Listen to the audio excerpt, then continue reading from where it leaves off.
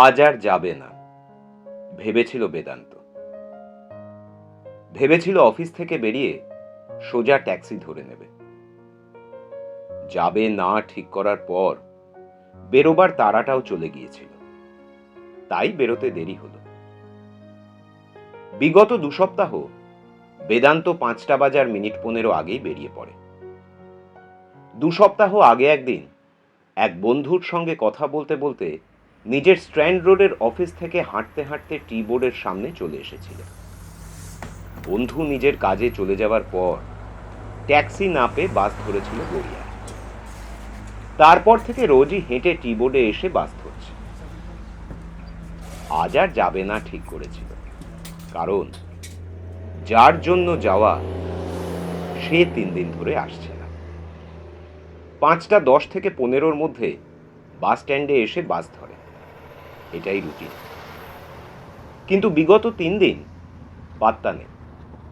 6:30 পর্যন্ত অপেক্ষা করেছে বেদান্ত রোজই, কিন্তু আসেনি। তাই ঠিক করেছিল আজ আর যাবে না। আলেয়ার পেছনে ছুটে তো কোনো লাভ নেই। বাস স্ট্যান্ডের ভালো লাগা রাজপথেই লেখা থাক। কিন্তু অফিস থেকে বেরিয়ে পা দুটো যেন আপনা থেকেই হাঁটা শুরু করলো। টি বোর্ড যখন পৌঁছলো প্রায় 5:30। সে যদি এসেও থাকে এতক্ষণে নিশ্চয়ই চলে গেছে। বৃথাই হাঁটা হলো। সোজা ট্যাক্সি ধরে বাড়ি চলে গেলেই হতো। এসেই যখন পড়েছে, একটু অপেক্ষা না করে চলে যেতে ইচ্ছে করছে না বেদান্ত। হতেও তো পারে সে চলে যায়নি, হয়তো আজও আসেইনি। আজ বেশি অপেক্ষা করবে না আর। আধ ঘন্টা বড় জোর। ফুটপাতে দাঁড়িয়ে 1 কাপ চা আর একটা সিগারেট। এর মধ্যে এলে আসবে, না এলে এই পর্বের আজই সমাপ্তি। নিজের মনেই হেসে উঠল বেদান্ত। যে গল্পের শুরুই হয়নি তার আবার শেষ কিসে? কিন্তু ওই যে কবি বলেছেন, जो अफसाना अंजाम तक लाना ना हो मुमकिन, जो अफसाना अंजाम तक लाना ना हो मुमकिन, उसे एक खूबसूरत मोड़ देकर छोड़ना ही अच्छा। সেও তাই করবে। মনে মনে এই টিবোর্ড মোড়েই এই কাহিনীকে ছেড়ে দেবে। কাহিনীর সূত্রপাত দিন 15 আগে। বন্ধুর সঙ্গে হাঁটতে হাঁটতে এই মোড়ে চলে এসেছিল বেদান্ত। বন্ধু চলে যাওয়ার পর ট্যাক্সির সন্ধানে এসেছিল এই বাস স্ট্যান্ডে। হাত তুলে একটা রানিং ট্যাক্সিকে ডাকতে গিয়েই প্রথম চোখে পড়েছিল একটা মুখ। বাস স্ট্যান্ডের ভিড়ের মাঝে থেকে গলা তুলে দূরের পথের দিকে দেখছে। সামনের লম্বা পুরুষ শরীরগুলোর জন্য ঠিক দেখতে পাচ্ছে না, তাই পায়ের আঙুলে ভর দিয়ে গোড়ালি তুলে উচ্চতা বৃদ্ধির বৃথা চেষ্টা। উচ্চতা মাঝারি, স্বাস্থ্যও মাঝারি, রঙও মাঝারি, কিন্তু মুখখানা ভীষণ মিষ্টি। চোখ দুটো আয়ত, গভীর। নিজের 28 বছরের জীবনে কোনো মেয়েকে দেখে এত ভালো লাগেনি বেদান্তর। ভিড়ের ফাঁক ফোঁকর গলে কাছাকাছি পৌঁছে গিয়েছিল আর একটু ভালো করে দেখার ইচ্ছায়। সে ভিড়ের কাঁধের ওপর দিয়ে পথ দেখছিল বাসের আশায়, আর বেদান্ত পাশে দাঁড়িয়ে তাকে দেখছিল। কোনো কুনজরে নয়, জাস্ট দেখতে ভালো লাগছিল তাই। মিনিট কয়েক পর সে খেয়াল করেছিল একটা ছেলে অপলক তাকেই দেখছে। চোখে চোখ পড়ে গিয়েছিল মুহূর্তের জন্য। বেদান্ত চোখ সরিয়ে নিয়েছিল, সেও নামিয়ে নিয়েছিল। বিশেষ বিরক্ত হয়নি, হয়তো কুনজর মনে হয়নি তাই, কিন্তু সতর্ক হয়ে গিয়েছিল। বিহ্বল হয়ে আর বাসের পথ দেখছিল না। চোখের কোণে নজর রাখছিল বেদান্তর দিকে। অগত্যা বেদান্তকেও আর চোখেই দেখতে হচ্ছিল। মিনিট 5 এই লুকোচুরির পর বাস এলো, ভিড়ে ঠাসা গড়িয়ার বাস। সে পিঠের ব্যাগটাকে ঘুরিয়ে সামনে এনে বুক গার্ড করে ঠেলে ঠুলে উঠে পড়ল দেখে ট্যাক্সির মায়া ত্যাগ করে বেদান্ত উঠে পড়েছিল। সে আগে উঠেছিল, তাই ফুট 2 এগিয়েছিল। তিল ধারণের জায়গা নেই বাসে, এগোতে পারছিল না বেদান্ত। ভিড়ে ঠাসা বাসে সবাই ভদ্রলোক হয় না, কেউ কেউ সুযোগ নেয়, অকারণ গায়ের ওপর উঠে আসে, কেউ ঢলে পড়ে, কেউ বা শরীরে হাত দেয়। ভিড়ে কিছু বোঝাও যায় না কে কি করছে। অসভ্যতা তো আর কোনোদিনই সীমা মানে না। তার সাথেও এমন কিছুই হচ্ছিল। মুখে বিড়ম্বনার ছাপ স্পষ্ট দেখা যাচ্ছিল, সাথে প্রচুর অস্বস্তিও। সামনে ঘুরিয়ে নেওয়া ব্যাগ বুক আড়াল করে দিচ্ছিল বটে, কিন্তু বাকি শরীর অসহায়। ব্যাগের প্রাচীরও এমন কিছু অভেদ্য নয়, সাইডে সুড়ঙ্গ থেকেই যায়। যে সিটের দিকে মুখ করে দাঁড়িয়ে আছে সেই সিটে বসা পুরুষটির একটি মাথাও আছে, সেটিও বাসের ঝাঁকুনির তুলনায় সময় সময় বেশি নড়ে। ভিড়ের চাপে মেয়েটি সামনে ঝুঁকে পড়লেই সিটে বসা মানুষটির মাথা হয় পেন্ডুলামের মতো নড়তে থাকে, নয়তো হাত তুলে চুলকোবার প্রয়োজন পড়ে। এই অমানুষিক চাপের বিপক্ষে একটা মেয়ের পক্ষে 2 হাতের পেশির জোরে নিজেকে সোজা রাখা রেসলার হলেও সম্ভব কিনা সন্দেহ আছে। তার উপর অসহ্য গরম, ঘামে মুখ চকচকে, গায়ের জামা কাপড় শরীরে লেপ্টে গেছে। কলকাতার বাসের অভিজ্ঞতা বেদান্তর বিশেষ নেই। সেই শহরের বাঙালি নয়, সরকারি চাকরির প্রথম পোস্টিং পেয়েই এই শহরে আসা। কিন্তু গায়ের জোর তার যথেষ্ট আছে। মনে হলো মেয়েটার জন্য কিছু একটা করা দরকার। কেন মনে হলো জানা নেই, হয়তো ভালো লেগেছিল বলেই, কিংবা হয়তো বিড়ম্বিত দেখে, কিন্তু মনে হলো। মনে একবার কিছু এলে বেদান্ত সেটা করেই ছাড়ে। একটা লম্বা শ্বাস নিয়ে দম পুরো করে হাত দুটোকে ভিড়ের ফাঁক গলিয়ে এগিয়ে দিল সামনের রডের দিকে। নাগালও পেয়ে গেল। তারপর পেশির জোরে শরীরটাকে টেনে এগিয়ে নিয়ে যাওয়া। 2-4 জন হেলে পড়ল। 2-1 জন মন্তব্য করল, আরে করছেনটা কি দাদা? কেউ বা বিরূপ চোখে তাকিয়েই চুপ রইল। ওই যে কথায় আছে না, দুনিয়া শক্তের ভক্ত। মিনিট 2 চেষ্টায় বেদান্ত পৌঁছে গিয়েছিল তার কাছে। সেই মুখে আরো কয়েকটা ভাঁজ পড়েছিল। বোধহয় মনে মনে ভাবছিল আর একটা আপদ এলো সুযোগ নিতে। তার ভুলটা অবশ্য কয়েক মিনিটেই ভেঙে গিয়েছিল। বেদান্ত তার পেছনে দাঁড়িয়ে হাত দুটো রেখেছিল সামনের দুটো সিটের ওপর। দুটো শরীরে কয়েক ইঞ্চিরই তফাৎ ছিল, কিন্তু তবুও সে সোজা হয়ে স্পর্শ বাঁচিয়ে দাঁড়াতে পেরেছিল। বেদান্তর 2 হাতের নিরাপত্তার ঘেরাটোপ টপকে কেউ তার কাছে পৌঁছতে পারছিল না। বাকি পথটা তার বিড়ম্বনাহীনই কেটেছিল।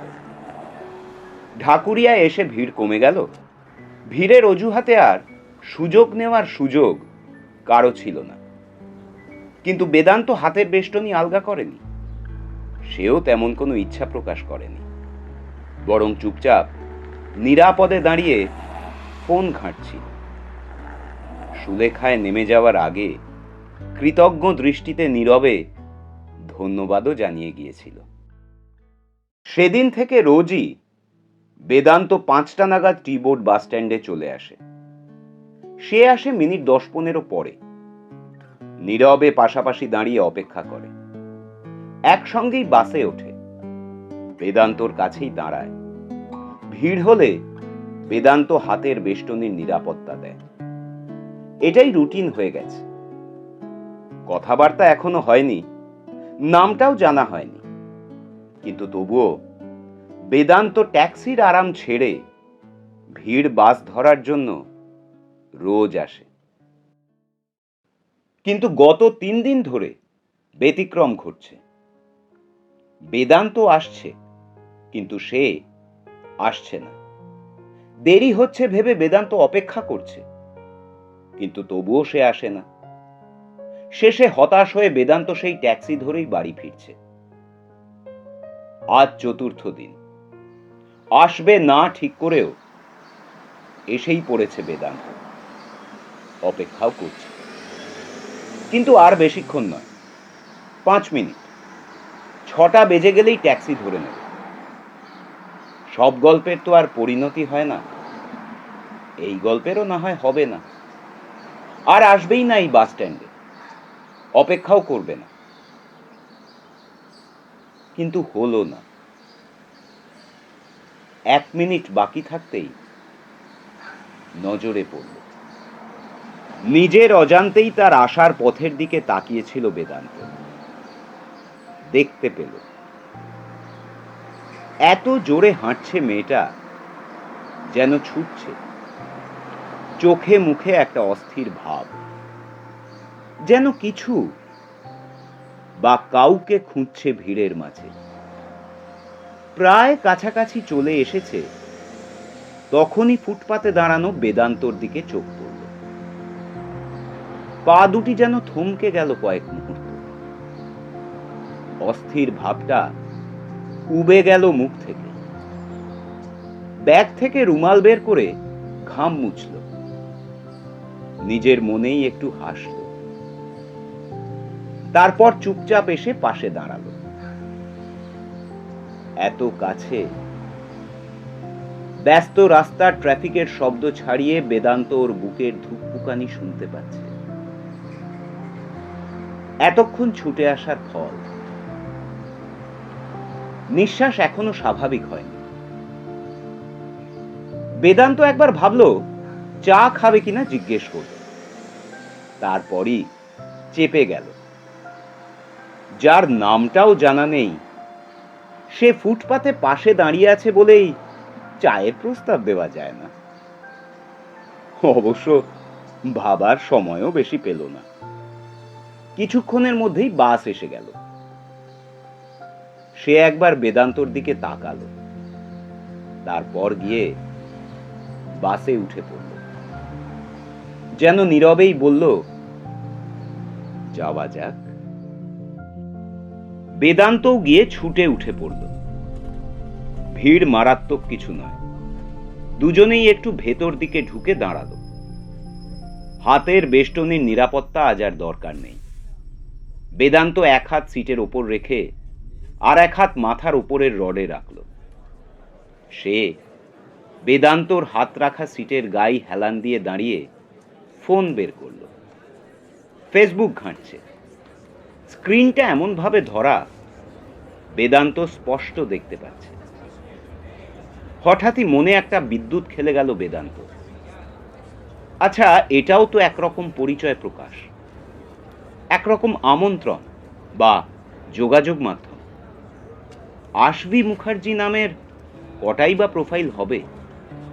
ছবিও তো দেওয়া আছে, খুঁজলে না পাওয়ার কিছু নেই।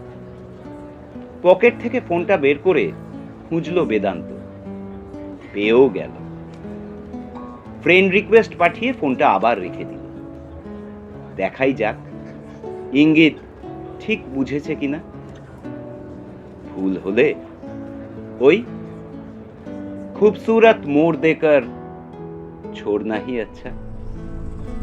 ওদিকে নোটিফিকেশনের সংকেত আসতেই মুখে যেন একটা মৃদু হাসি ফুটল। খুলে দেখা হলো। চিনতে না পারার কোনো কারণ নেই, পেরেছেও। হাসি চওড়া হওয়াটাই তার প্রমাণ। চোখের দৃষ্টিটা একবার উঠল, আবার নেমে গেল ফোনে। আঙুলটা একবার অ্যাকসেপ্ট, একবার ডিক্লাইনে ঘুরছে। মুখে মৃদু হাসিটা লেগেই আছে।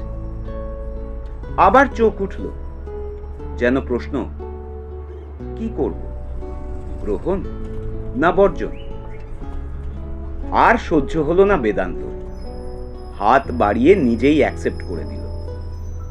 ওদিকে একবার চোখ উঠে আবার নেমে গেল। বেদান্তর ঠোঁটে একটা দুষ্টু হাসি ফুটে উঠল।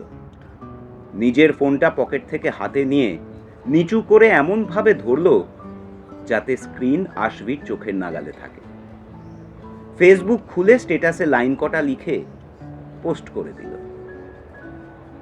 কবেকার কলকাতা শহরের পথে পুরনো নতুন মুখ ঘরে ইমারতে, অগুন্তি মানুষের ক্লান্ত মিছিলে অচেনা ছুটির ছোঁয়া তুমি এনে দিলে। আশভি আর চোখে দেখল, পড়ল, তারপর চোখ নামিয়ে নিল। মুখে রামধনুর কারুকার্য। কখনো কখনো সময়ের গতি দ্রুত হয়ে যায়। আজও নিশ্চয়ই এমনই একটা দিন। অন্তত বেদান্তর তাই মনে হচ্ছে। তা না হলে সুলেখা আজ এত তাড়াতাড়ি এসে গেল কি করে? আশবির নেমে যাওয়ার সময় হলো। চোখ দুটো আর একবার উঠল, কয়েক পলক স্থির, তারপর মুখ খুলল। নামবেন? এই প্রশ্ন বাসে খুবই কমন। পেছনের লোক সামনে দাঁড়িয়ে থাকা লোককে করেই থাকে, অর্থাৎ না নামলে সাইড দিন। অভ্যেসবশত মাথা নাড়ল বেদান্ত। আশবির কপালে ভাঁজ, মুখে বিড়ম্বনা। প্রতিক্রিয়া দেখেই নিজের ভুল বুঝতে পারল বেদান্ত। এটা প্রশ্ন নয়, আমন্ত্রণ। শুধরে নিয়ে উত্তর দিল, অবশ্যই। বাস থেকে নেমে আশবি হেলতে দুলতে হাঁটছে সন্তোষপুরের দিকে। সন্ধ্যায় সুকান্ত সেতুর ওপর বেশ হাওয়া চলে। হাঁটতে ভালোই লাগে। বেদান্ত নীরবে সঙ্গ নিল। দেখাই যাক আমন্ত্রণটা কিসে, শুধুই পাশাপাশি হাঁটার নাকি বাক্যালাপে। ব্রিজের মাঝামাঝি উঠে রেলিং ঘেঁষে দাঁড়ালো আশবি। তাকিয়ে আছে, ঠোঁটের ফাঁকে একটা সুপ্ত হাসি চাপা দেওয়া। বেদান্তও হাসছে, ভালো লাগছে। তাহলে রায়বাবু? মুখ খুলল আশবি। নাম তো জানা হলো, এবার? বেদান্ত রায়কে আনস্মার্ট শত্রুতেও বলবে না, তাই স্বতঃস্ফূর্ত উত্তর বেরোলো মুখ দিয়ে। এবার মানুষটাকে জানার ইচ্ছে। লুকিয়ে রাখা হাসিটা ফুটল আশবির মুখে। মানুষটাকে জানতে হলে যে রোজ কষ্ট করে বাসে ঘাম ঝরাতে হবে, সেটা সহ্য হবে তো? বেদান্ত অবাক। গত 2 সপ্তাহ সে তো বাসেই আসছে। মানে?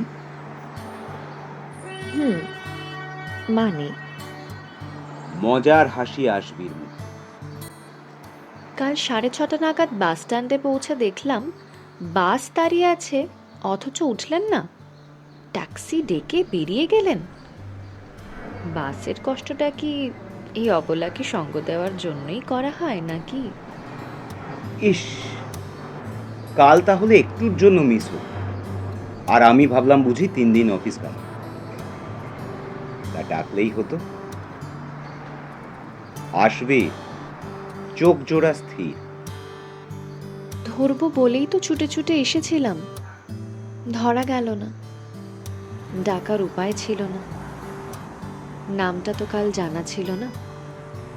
মাথা নাড়ল বেদান্ত। তা ঠিক, আমি অপেক্ষা করে করে হতাশ হয়ে চলে গেলাম। তা এত দেরি হয়েছিল যে? দেরি নয়, যেদিন যেমন কাজ, আজ কাজ ফেলেই চলে এসেছি। হাসলো আশবি। বেদান্তও হাসল।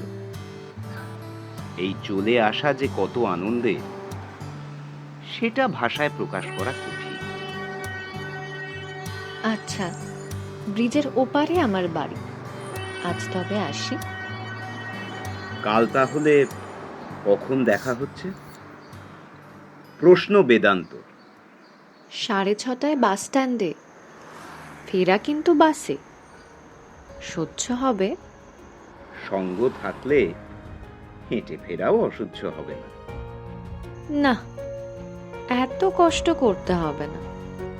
হাসি আসবির মুখে। আসি।